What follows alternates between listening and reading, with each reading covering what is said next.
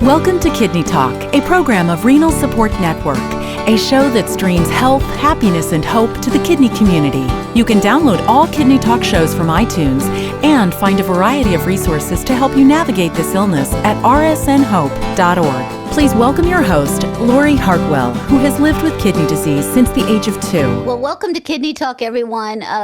I'm delighted to be here today because we are starting doing a video cast for Kidney Talk.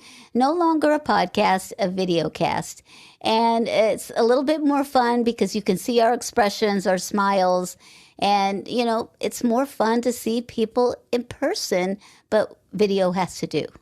So today we're going to be speaking to an amazing woman. Her name is Dr. Bettye Mashik. She's a doctor of psychology, and she's going to tell us a little bit about how she learned she had chronic kidney disease. And, you know, when you're a doctor of psychology, you want to know why things work, how they work, how to fix them.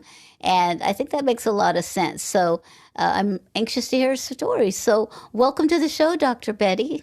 Thank you so much, Lori. It's great to be here. Good to see you. Well, tell us a little bit, how did you learn you had chronic kidney disease? About 4 years ago, I went into my doctor's office, and let me preface all of this by saying that I am not a native of this area in Louisiana. All of my educational work, all of my background had been done in Arizona. So I come to Louisiana and I don't have the medical facilities that I had where I was before. So I have been here several years and found a doctor that I really liked and went in to see my CBC. And she said, walked in and looked at the computer and she said, "Oh my goodness, your numbers, you have chronic kidney disease." And I said, "Chronic kidney disease? What do you mean?" I had never heard of chronic kidney disease. I knew I had kidneys, but I had never heard that I had. So she said, "Yeah, it looks like that, but we're going to work this out. We're going to help you." I was devastated, absolutely devastated. And what did she mean by work with you? That was a question that I wanted to ask also. I said, "What are we going to do? What can I do? What can I do?" I mean, chronic kidney disease. My mind went to a relative of mine that's on dialysis. And I thought, oh my gosh, that was what I first thought of. That's my fear really started to rise. And I thought, I can't have kidney disease. So when she said, "We're going to work with you," she said, you go home and, you know, just we're going to watch it. And that's what she said. So, you know, this is a common problem because people are given a diagnosis and they're not given any ways to be able to help it or understand it. And of course, diet is a big issue. A lot of things are a big issue.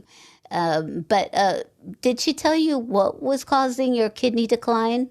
She did not tell me what was causing, because I did not have diabetes. I did not have high blood pressure.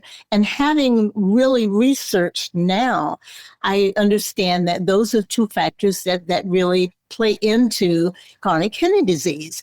But then as I researched it, Lori, I found out that the things that I was doing early on when I had a pain here and a pain there, over-the-counter drugs, over-the-counter, like aspirin. So non-steroidal medication. Absolutely. Yeah, people aren't aware of that. And so when did you start, like what kinds of pains did you have and how often were you taking the medication? Whenever I had a headache, I took a leave or an aspirin or whatever. When I had when my knees started to bother me early on, and you know, I was like in my late 50s, early 60s, my knees started hurting, you know, cramping and hurting. And I began to take over-the-counter medication for that. And I took it on a regular basis. Whenever there was, you know, a problem, I took it. I've come to realize that that was probably the start of my kidney disease. Well, and one other thing that's interesting I'd like to know is what is your GFR? Yes, my GFR right now is 66. And when you found out, what was it? It was 41. Wow. So you really made a difference. I have really worked to make a difference. Well, and I want to get into some of the things that you did in a second, but I think one of the things I think listeners want to know is, can we ask your age? Laurie, I am 86 years old. I should say 87 because my birthday is next week. I'm 87 years old. That I mean, I don't know. 87 is the new 67. That's all I can say because you look amazing. And, Thank you. one of the things that people aren't often told is your kidneys actually decline as you age, like your eyes. And there's just an actual progression of things getting old and tired. So that could be a factor in the fact that you can change habits to reverse the progression of aging, not a disease. I mean, it's when you have high blood pressure and diabetes, if you do not manage that, it's Yes. going to just push you. I mean, you have to manage those. So tell us how you went. So I know the story. You went to Dr. Google. Yes, I did. I went to Dr. Google and I began to research and find out that, first of all, I needed to develop a plan. And that plan for me was to just stay active. I had already been walking 2 miles a day. And I added to that water aerobics. I realized that my meal planning had to be different, that my self-care had to be different, my mental health, and I had to include my family. Those were the issues that I really started to develop in terms of my plan. I had to come away, and as I watched, when I went online, I found that there were many people that had ideas about, kidney disease. But I couldn't take everybody's. I had to really look at the research and I had to really understand what were the things that really I could do to make my kidney better. Yes. You don't drink tea and make your kidney better. I can tell you that right now. Um, it'll cost you some money and it might actually harm you because people take advantage of people who are looking for cures to, Yes. make themselves better. So you came across a product called Renadil. And we want to talk a little bit about that today because it's a probiotic and dietary supplement, and it's formulated for kidney health. And we're learning so much about the gut and the bacteria in the gut and how it leaks uremic toxins and wastes and all the different aspects, and then it helps the urein and creatinine goes directly to the bowel and then into could get into your urine and your blood, and it's very, very complicated. But science is learning more about how the gut and how you take food in, and we did a previous interview on this subject. It's fascinating. So tell us a little bit about that and how you came across this probiotic. This probiotic, Renadil, saved my life. Let me tell you, I was online looking and searching, and I came across a podcast by James, a person who's Dad Vice TV, and he was talking about his, how he helped his kidney get better and better, and he held up a bottle and it said Renadil. I found out that this probiotic was made especially for kidneys.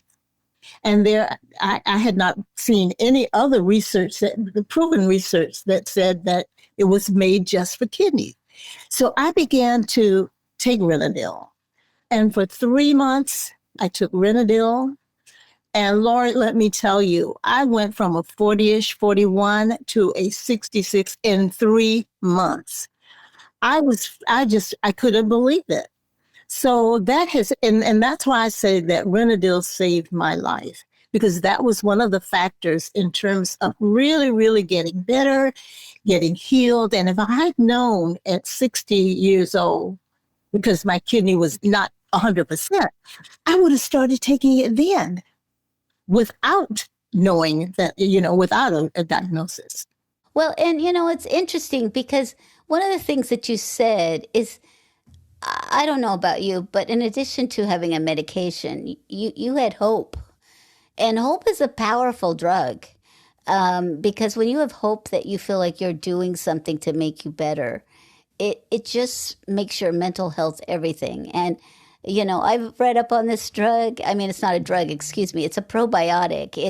It's not, it's a different class of drugs. And Right. it's interesting to me because it's used for chronic kidney disease. It's not specified for people who have a transplant yet because the studies haven't been done and they don't know if it'll mess with the medication. So you have to really ask your doctor about it. But Absolutely. it is seemed to make a difference for some people. And I mean, it's I'm always with, well, I'll try anything. I'll try anything. But so it is. And it's the fact that your GFR went from 40 to 60, it's like if there's no other factors, maybe that was the thing that did it. Absolutely. Well, tell us, I mean, let's talk about the cash. So did insurance pay for it? I mean, a lot of times they only pay for, things that are prescribed. This is, something that you can just buy on your own. So how did that work for you? This was completely out of pocket. Insurance does not pay for my insurance would not pay for Renadil. I inquired about it and they would not pay for Renadil. But, I decided that this is going to make me better. It's going to make me feel better. It's going to make me have a positive attitude. It's going to heal me. So It make your kidney happier, possibly, right? Because of the fact that, uremia is something that we're all uh-huh. learning about. And, I think the future science is about gut health and how it impacts. I was learning something about peanut allergies and how that's caused a lot by gut health. And I mean, anyways, I'm digressing. But I think it's really important because, we don't know what we don't know. And, doctors are practicing. It's a medical practice. And so, what we were doing 30 years ago is much different than we're doing now. So we have to push our doctors to learn stuff too. We need to talk to them about this and suggest, what are some other ways, in addition to like managing your diet and exercising, and I would also say probably managing your sodium a little bit too. That's always a good thing.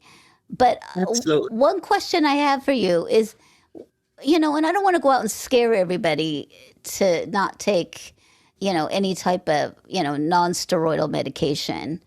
But I do think it's also a cautionary tale for people about you were having these pains as you got, we get pains as we get a little older, but that, we can't take over the counter medicine continuously like that for pain. We have to address what the pain is. So I didn't know if you had any comments about that, because I bet you were very surprised that, taking nonsteroidal medication could have had an impact in your kidney decline. And I had a friend who had kidney failure from taking too many of them, and that was the Exactly. cause. So we have to be aware of this stuff. And in addition to that, like you said, we have to help our doctors now. My nephrologist is a very, very kind man. He went to school the same year I was born, but he knows nothing about Renadil. So I decided one day when I went to see him that I was going to talk to him about Renadil and talk to him about my progress, because he said, you don't really need to come to see me anymore because you're doing really well. And I said, have you heard of Renadil? And he said, Renadil. And I said, pull it up on your computer. And he pulled it up on his computer. And I thought, at my age, I can just tell him. So anyway, he pulled it up. Respect your elders. Yeah. And he said, oh, okay. And I said, well, would you start telling your patients about Renadil?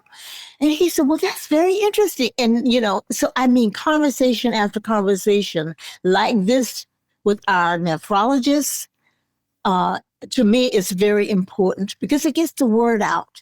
If people don't know, Lori, there are so many people. My beautician called me a couple of weeks ago, and she said, I have a client that just got diagnosed with CKD. She said, would you mind talking to her? And I said, yeah. She was so fearful. The same fears that she had. Thing. We hear it all the time.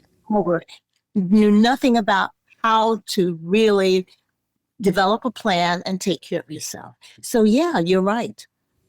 Well, and we get that consistently at RSN, or, when I'm working at my studio in boutique in Burbank, that, people come in, they're like, I was just diagnosed with chronic kidney disease. And they're like a deer in the headlights. Yes. And they're afraid and they don't know. And all they think about is what you thought about. And, we give the diagnosis without, a plan of action. Or, one friend makes a difference, I always say, is you could talk to somebody else who's living in the same situation, and then you could discover and, communicate about ways that, I really appreciate you for being an advocate and being, I'm going to give you some kudos for being 87 and setting up a whole video podcast. So all you youngins out there, I don't want to hear anything when we call you. I am, yes. I'm excited about it. I'm really, really excited about it. And it's going to come out pretty soon. Well, Kidney Conversations with Dr. B.